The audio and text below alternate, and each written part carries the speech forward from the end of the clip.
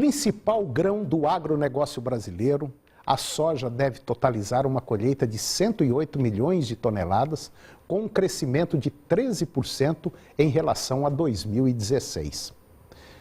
A área colhida deve aumentar por volta de 2%. Segundo o IBGE, a produção de arroz tem sido beneficiada pelas condições climáticas nos principais estados produtores.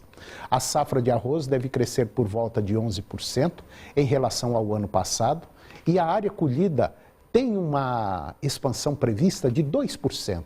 O total da produção prevista é de 11 milhões e 700 mil toneladas. O milho deve registrar o maior crescimento de produção, quase 40%, com uma área colhida de 11% maior. As 88 milhões de toneladas serão divididas em 2 safras e está prevista para este ano uma maior produtividade na região sul, na primeira safra, e um aumento da participação no centro-oeste da segunda safra. E agora eu vou conversar com o Ederson Viana, mestre em administração de empresas, administrador, contador, especialista em auditoria, planejamentos e projetos, contabilidade gerencial e controle financeiro. E também o Ederson, ele é consultor corporativo e sócio fundador do grupo Destra.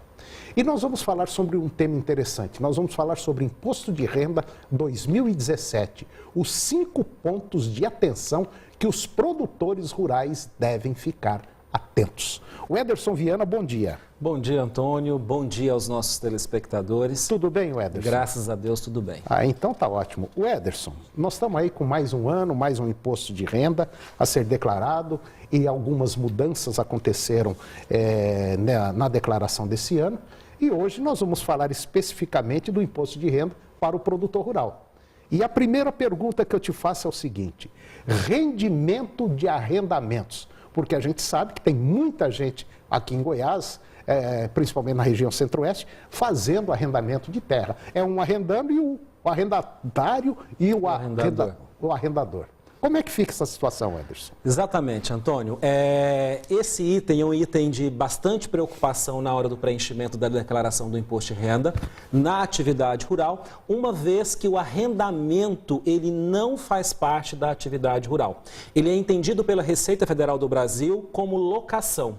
Então, ou seja, eu não tenho os benefícios da atividade rural e eu não posso computar o custo, o gasto que eu tenho com o arrendamento na atividade rural. Eu tenho que considerar, se eu estou arrendando a terra, eu vou tributar dentro do carnê-leão, fora da atividade rural. Porque na atividade rural, como que nós calculamos o imposto, Antônio? Nós pegamos a receita da atividade rural, menos todos os custos que eu tenho com a atividade rural, e o grande benefício de você ter atividade rural na pessoa física é que, inclusive, tudo aquilo que você compra de insumos, mas também de equipamentos, isso entra como despesas da atividade rural, consequentemente você diminui a base de cálculo do imposto. Então esse é o grande benefício que se tem de ter atividade rural na pessoa física.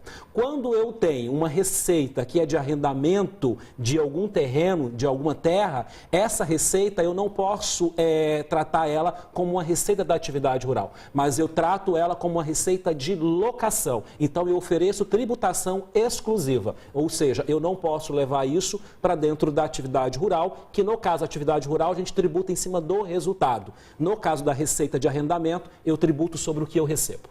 Bom, então significa dizer o seguinte, que os rendimentos de arrendamento, mesmo que eu tenha uma propriedade rural e arrendo uma pequena parte, é um aluguel que eu estou realizando. É um aluguel que você está recebendo, então, ou seja, os arrendamentos são tributados como aluguel, não são receitas da atividade rural. Além disso, dependendo do valor recebido, estão sujeitos ao recolhimento antecipado através do carnê-leão. Então, eu não levo isso para a atividade rural e eu trato isso de forma separada e isolada na minha declaração de imposto de renda. Então, tem muita gente fazendo errado, hein? Antônio, muita gente. A Receita, inclusive, tem um protocolo hoje dentro do Perguntão, onde ela esclarece isso, e a Receita está fiscalizando muito o produtor rural por justamente fazer errado.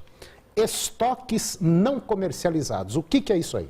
Os estoques não comercializados, Antônio, o valor dos estoques pode ser informado no campo bens da atividade rural, então eu preciso informar esse estoque lá, e se não foi comercializado, não será tributado. O mesmo vale para a produção não entregue, o valor deve ser lançado no campo a adiantamentos por conta de venda para entrega futura. Ou seja, se eu tenho um estoque e esse estoque ele ainda não foi comercializado, eu vou lançar em estoque. E esse estoque que não foi comercializado, ele também não será tributado. Então eu preciso saber lançar isso de forma correta na minha declaração do imposto de renda para que eu não pague imposto de forma errada.